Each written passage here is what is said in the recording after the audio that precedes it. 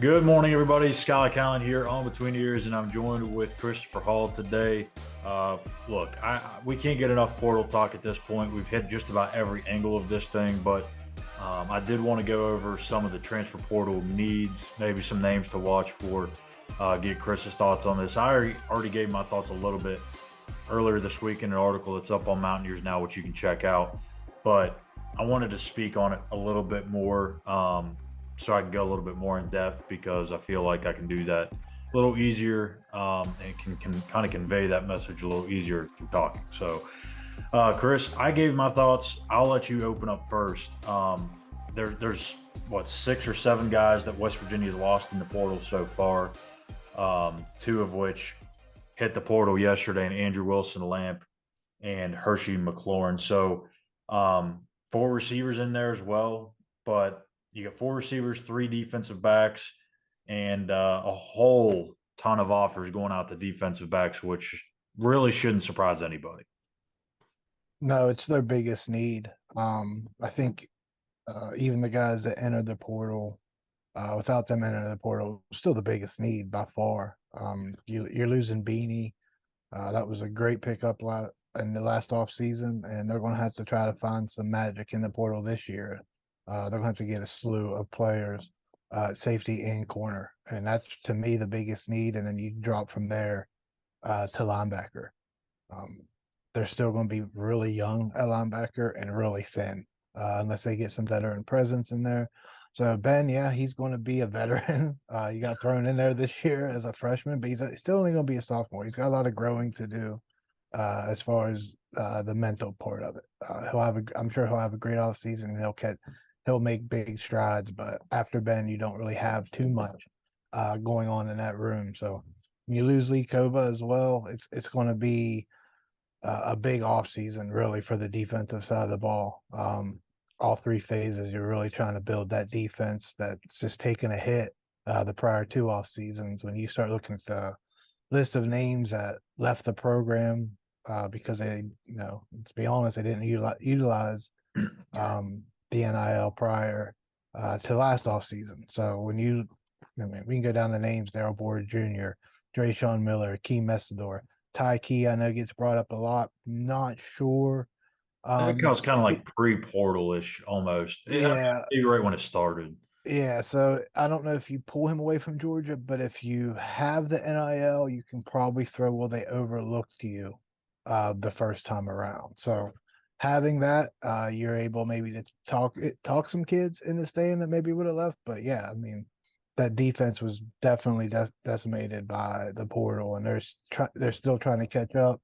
Again, they've got a lot of good young talent, but you need some guys that can come in and step in and play. And secondary is it's obviously the priority, and it's going to be the priority all off season. Yeah, I mean, 80, well, maybe not quite 80% now, but at one point through, I think the first 24 hours of the portal opening on Monday, like 80% of the offers going out there were to corners and safeties. And again, it's not a surprise. And like you said, if Beanie Bishop was coming back, if Malachi Ruffin was coming back, they're still probably adding 2 corners to this class. Oh yeah, I mean Like, without a doubt, more than that. yeah, That's nothing against Malachi or Beanie. It's just no, we've seen what happens to injury. yeah, When when a team runs go routes continuously, they're going to need a breather, probably for a couple downs. So yeah, it's a big off season for a defense. Leslie gets kind of beat up and a little bit with the media and the fans, but he's kind of been dealt a short hand of recently. They're good evaluators of talent even before the NFL GM. Again, just look at the players that they had um, that left. I mean, those were yeah. all 3 stars underlooked guys that bigger programs came and took them away. So they can find the guys. It's all about the retention right now, and they've got it. They've got that kind of figured out, and now it's just a matter is how much money is there. It'd be great to get a bunch of people in the Country Roads Trust. I know they're well over 1,100 now. Man, if you could just almost triple that, like Yeah. you can start really looking at say, okay, maybe we can go get a lockdown corner and do some things here in the portal that could really um, jump this team in the offseason. Because really, when you look at it, yes, they bring a lot of pieces back, next year, but there's still a lot of holes. There are still a lot of Yep. holes, and for them to get that maybe ninth, 10th regular season win, because the schedule isn't going to, it's because Oklahoma and Texas league, and the schedule doesn't get that much easier next year. So the wins are still going to be hard to come by. To 11 Power Five schedule. So they're going to need all the help they can get, and trying to get this defense back on the right track to where it was a few years ago is going to take time. And it would be great to be able to go get some lockdown corners, but that's going to come with a hefty price tag. So they're going to have to do their due diligence and maybe try to find some guys at a discount and see what they can do from there. Yeah, like I said 2 days ago on here, there's going to be FCS offers. There's going to be D2 offers because, I mean, you're not going to go out there and pull Power Five talent away when there's other options on the table that are going to throw money in their face. Because at that point, it's a bidding war. And right now, they're not in the position to win those types of wars. So there's going to be some of these under the radar guys. And I get the frustration from the fans. They get it or they see it for what it is. Oh, it's some kid from Tennessee State or some kid from Canada who is playing that entered the portal, who's going to be visiting this weekend, Devin Cromwell. But these are guys that they've had success with hitting on in the past. They're going to have to continue to do that, even when the trust gets to a spot where they feel really comfortable. They're still going to have to get some of those types of guys. But when you look at like a Saeed Gibbs, for example, out of Rhode Island. He's got some Power Five offers. I've known this kid for a little while now because Brandon's told us about him. And he's in the portal now. He's got a West Virginia offer. He's got Wisconsin, Boston College, Georgia Tech, Cincinnati, Kentucky. He's a guy that's going to have an impact on a Power Five roster somewhere. You're talking about Bryce Phillips at Tennessee State, another guy. Ethan Robinson from Bucknell. Another one, the kid that played at Duquesne, Aiden Garnes, who's getting attention from a couple Big 12 schools, including West Virginia, actually had 3 tackles in the game against WVU early in the year. So, like, these are guys that I think are going to not only have interest, but they're going to play well at the next level and the next bump up. But when you look at kind of what they need to target at the position specifically, you're losing a lockdown guy in Beanie Bishop. We didn't really know that that's what Beanie was going to turn into when they first got him. It's going to be hard to kind of duplicate that. So to make up for it, how do you go about building a cornerback room that can last in the Big 12? I mean, they identified a kid that played at Western Kentucky and saw his potential there and went to Minnesota and wasn't utilized correctly, right? Yeah. So you kind of have to have a little faith that the coaching staff can do that again. The Beanie was not hyped coming into this We didn't program, even know if so he'd start. Like, yeah. So really, you can rattle off the names and whatever. I would think um, they've had enough success that you have to trust the staff that they are finding guys within their scheme.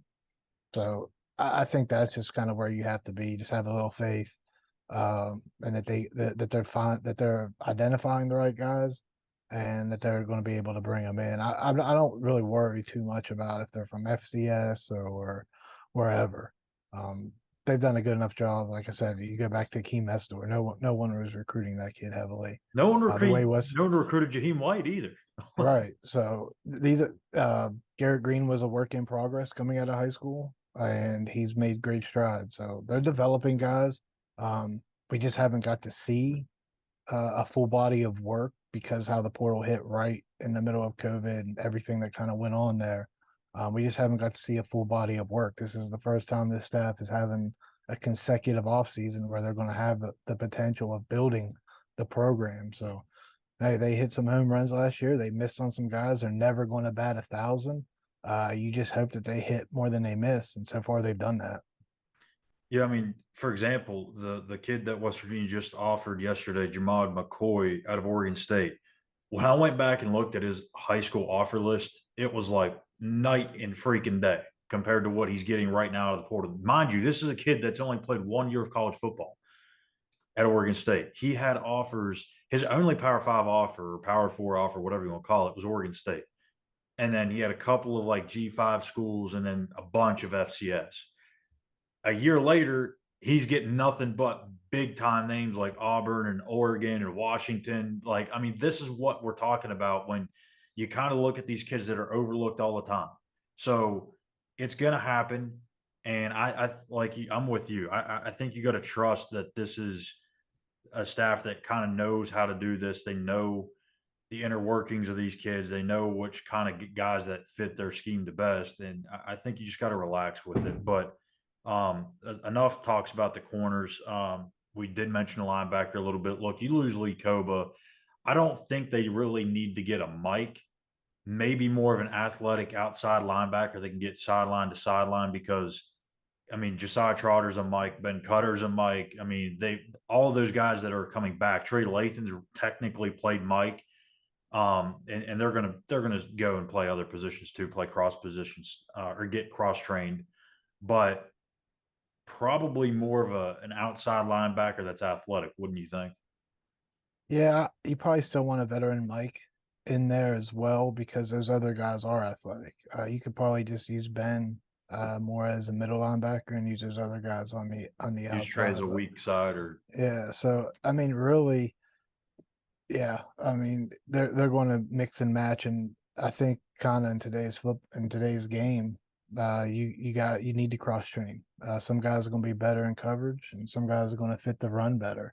And depending on who you week is who you play that week is how you're going to line up those guys, and that's what they did this year with Ben and Lee, and they did it throughout the game. They just kind of mixed it up a little bit. So I think ideally they would like to have a solid Mike, they would like to have a solid Wheel, and they like to have a solid Bandit. And that's what they do.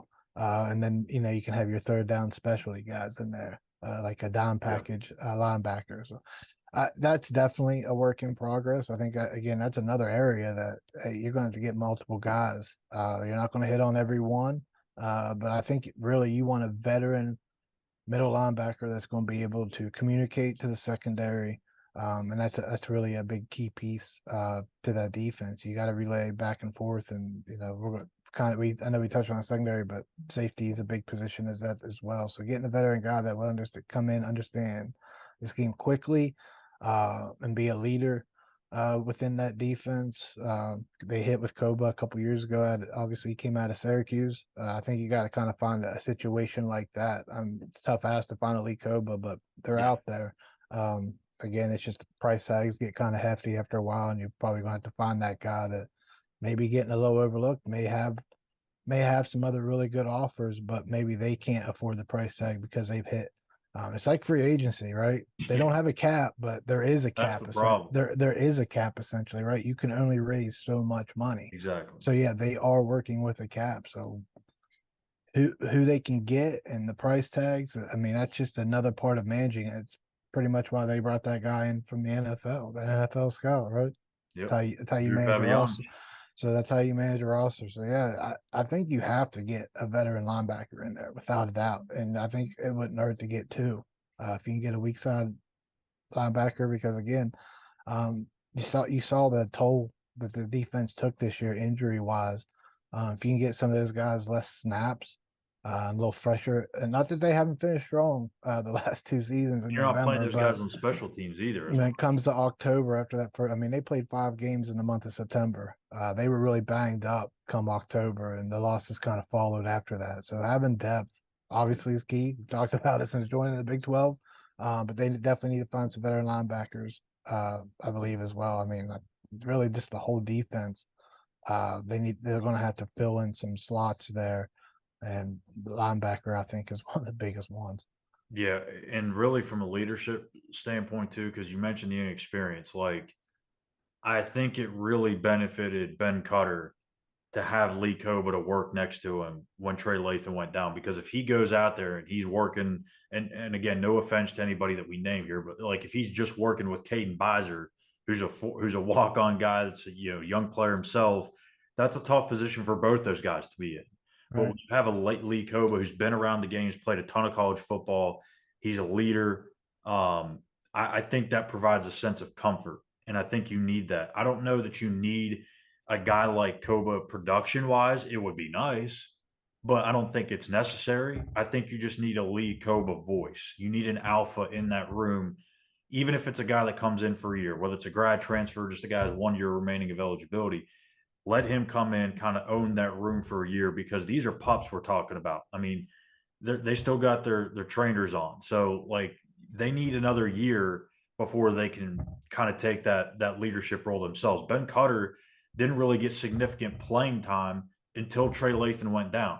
Trey Lathan only played what, half a season, not even. So we're talking about those two guys moving forward, and they don't even have a full year under their belt. So it's nice to talk about Josiah Trotter too, but he hasn't even played a snap, even though he's got a ton of potential. So I am 1,000% on with bringing in a linebacker that's got experience, got some veteran leadership to him, going over to the offensive side.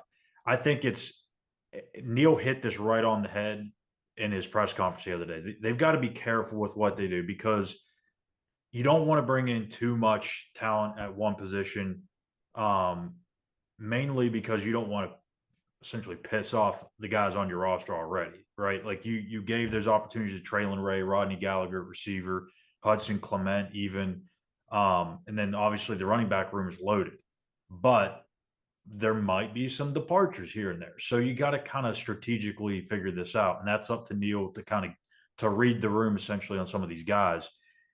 At at the skill position, honestly, Chris, like I'm thinking tight end is probably your number one outside. I mean, you could use some help at receivers, certainly, and I think they will get one. But I think if you had another receiving threat at tight end, that really helps Cole Taylor out. What do you think about that in terms of the skill spots? They have to go get a receiver. I think the guys that they have are unproven. Just talked about how young they are defensively. Same thing with the receivers. This is only going to be second year. Traylon Ray is going to have to gain some muscle. These guys haven't proven they can get off the press yet, and they won't have a chance until next year against the opening game against Penn State. Yeah, because North Carolina more than likely is going to do that to them in the bowl game. They got 3 weeks to get a little stronger and kind of work on those scenarios where they're getting press coverage. But I think you got to go get a veteran guy, and the receivers have a huge price tag on them right now. Same thing as cornerback, right? So how much can you afford?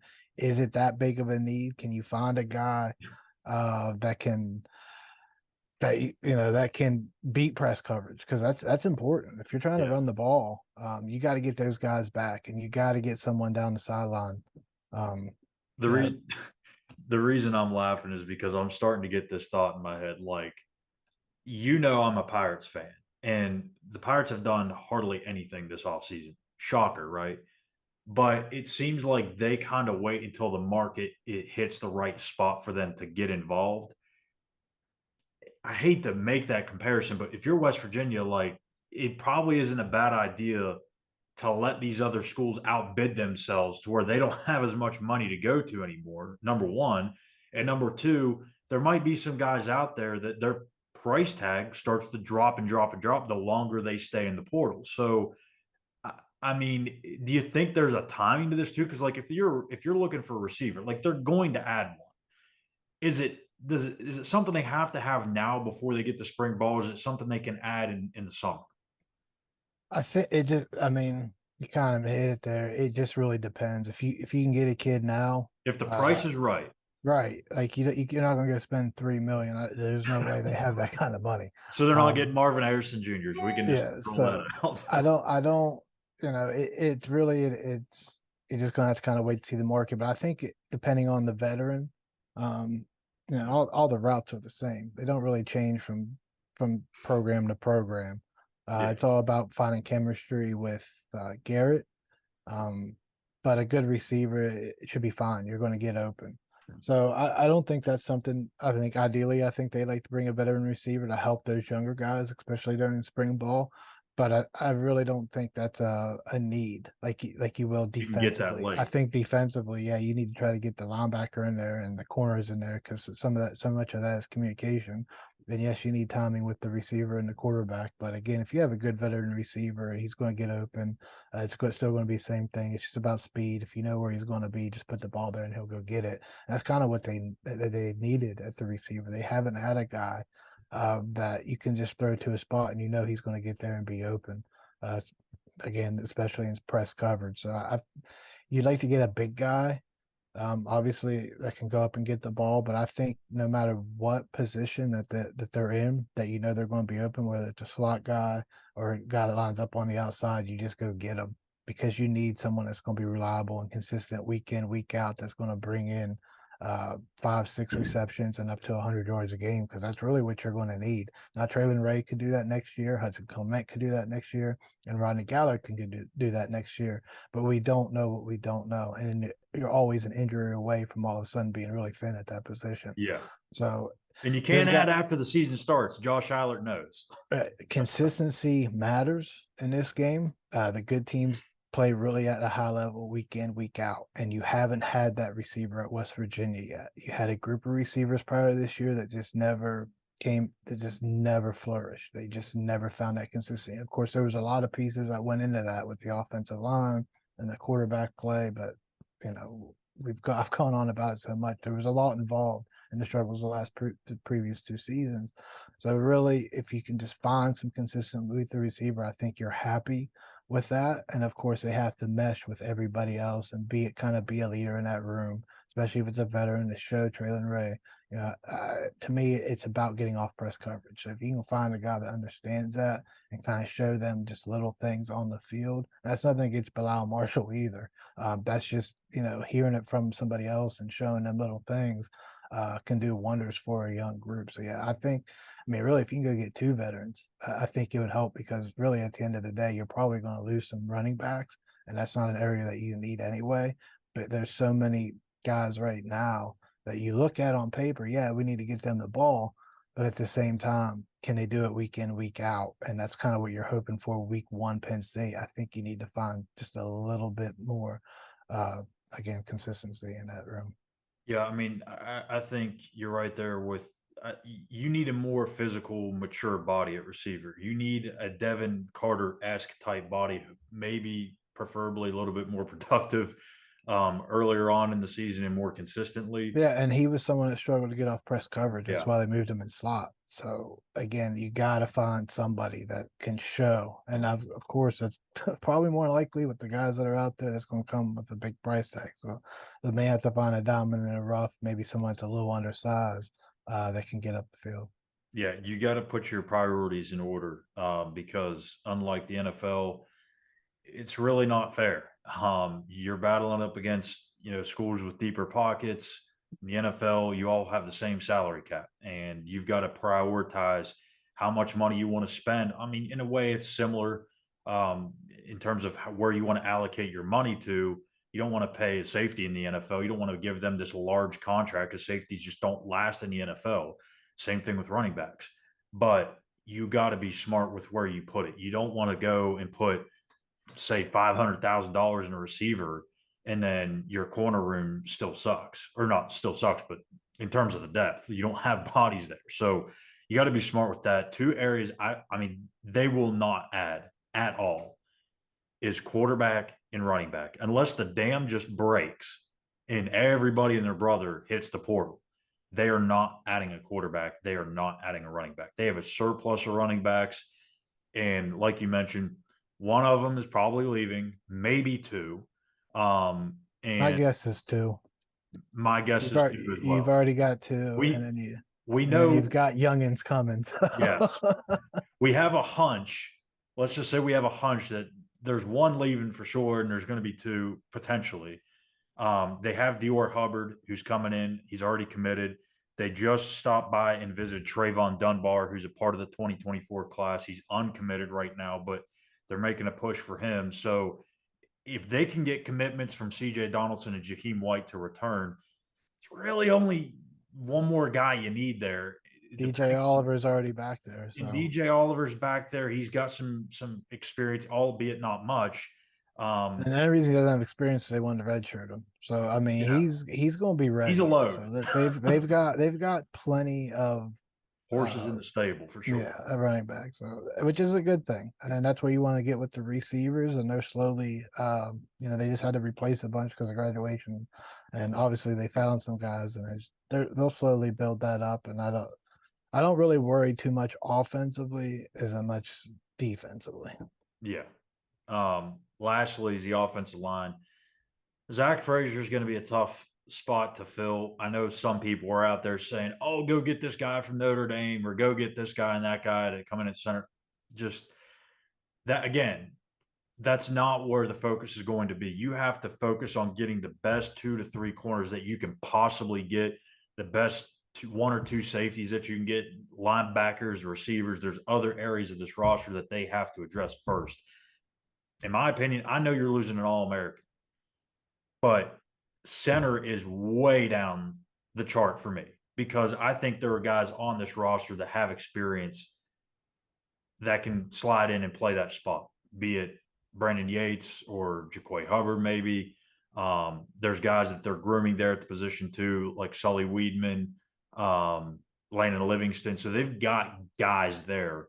It's not going to be a step in and replace an All American, and there's not going to be any drop off. But to me, I think you're more focused on grabbing guys that can maybe come in and compete at right tackle with Nick Malone, or maybe they kick Jaquay Hubbard out there again. Who knows? But if you can get maybe a swing tackle or a guy that you just want to build with through the years in terms of interior guard play, it's got like 3 or 4 years of eligibility. That's probably the route you're going to see them go. They do have a center from Valdosta State. I'm trying to remember his name, Michael Murata. He told me a couple days ago that he's trying to visit on December 15th. So again, don't be thrilled. I mean, it's Valdosta State, but he's a solid football player. He's going to get some pretty decent offers. He's already got some. Are you kind of on the same page, or do you think they need to go out and get a center?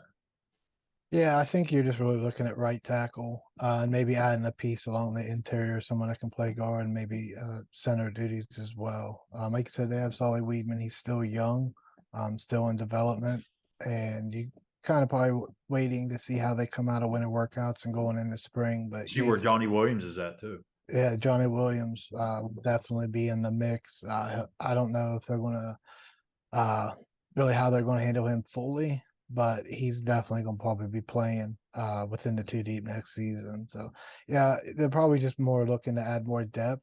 Uh, we've seen, Doug Nestor went down, Thomas Remack went down, Frazier went down a couple times. So it's just that when you're running the ball, and the guys are going to get rolled up on, unfortunately. Gonna And happen. you just need depth, and you don't want that huge drop off. They never really had a huge drop off this season. Frazier, yeah, that leadership, what he's able to do, was incredible. But at the same time, when he did go down in that final game, Gates stepped right in, and they didn't even have to call a timeout. There was no organization needed. Clock kept running. He stepped right in, and the offense moved right down the field. So I don't think offensive line is a huge concern, which is crazy considering Yeah. that's been a big problem. But that was one area that didn't get decimated. You had a bunch of West Virginia kids in that offensive line. Offensive linemen weren't really big in the portal the previous 2 seasons when you think about it, but now that it's kind of opened up and everyone knows the value of a good offensive lineman, um, that's in that's something that's going to be probably more of a thing. Really, is that you're going to get these, Valdosta State, like there's 300-pound kids that's in the FCS that are developing into good offensive linemen. Yep. That those They make guys the are NFL every some of year. those guys are late bloomers. Some of West Virginia's best offensive linemen were tight ends in high school. Yeah. Rich Braham from here in Morgantown, University High School. He was a tight end in high school. Developed into developed into an NFL offensive lineman. Some guys just develop late. So again, I think that's something that you just trust the staff on that. I know Matt Moore has taken a lot of heat, but look what he's kind of built there along the offensive line. One of the things that I was wanting Dana to do when he was here is like, look, there's a bunch of West Virginia kids here that if you bring them in, let them work with Mike Joseph, those kids are going to fight for you in those trenches. They just may need 2 or 3 years to develop, and there's nothing wrong with that whatsoever. Yeah. And that's kind of what they've been doing. Look at Nick Malone; he was a walk-on, and look, he's out there playing right now. So there's kids out there, 100%, and they've got some in the building right now, and they may not be ready next year, but maybe here in a couple years. I think they're at a comfortable spot offensive line, but it never hurts to have a couple more pieces in the mix. Yeah, and it is a weird season because this is like the first time that we're all experiencing this. This is really the true first off season of where you have the NIL being such a big factor, and it's weird because I tweeted it out a couple days ago, and one of the fans on Twitter was like, "Man, we're really to this point in college sports," and I'm like, "Yeah, it is," and it's weird that you have to sit here and wonder about the kids on your roster, but then to tweet that a guy that's already on the roster is committed to playing for you next year, like Yeah, the it's really, commitment. really Some of weird. this is just public. I mean, if we're being And honest, there's been a salary cap for decades. There's a reason yeah, why the Blue Bloods did this seemingly seamlessly is because they've had this in place for a long and time. I honestly, mean, SMU is the OGs, you could say, of the NIL. But let's be honest, the schools in Texas more than likely, if there was a lot of digging, more than likely ratted them out. A place like Texas, because oh let's be yeah, they were definitely paying their players too. And if people want to continue to be naive about this, that's fine. All you have to do is Google Fred Taylor and what he did to Georgia. Go down the list of names throughout college football, and there's been a lot of players that come out and it's openly said that they got paid to play at these big schools. So that's why they were able to transition so fast. A place like West Virginia did not have that set up.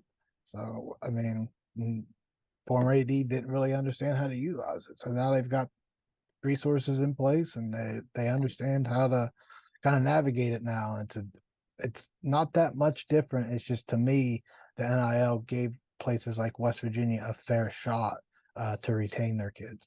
yeah, it's weird, man. It's a weird thing, and I think I give Country Roads Trust like a little tip of the hat too because I think it is kind of neat whether it's whether you hate that we're in this part of college sports or not, for them to show that hey, this guy is coming back or has the intentions of coming back. There's no binding contract to this thing, so just because they say they're committed to the trust doesn't mean for sure they can't go to the portal. But it, you know what I'm saying.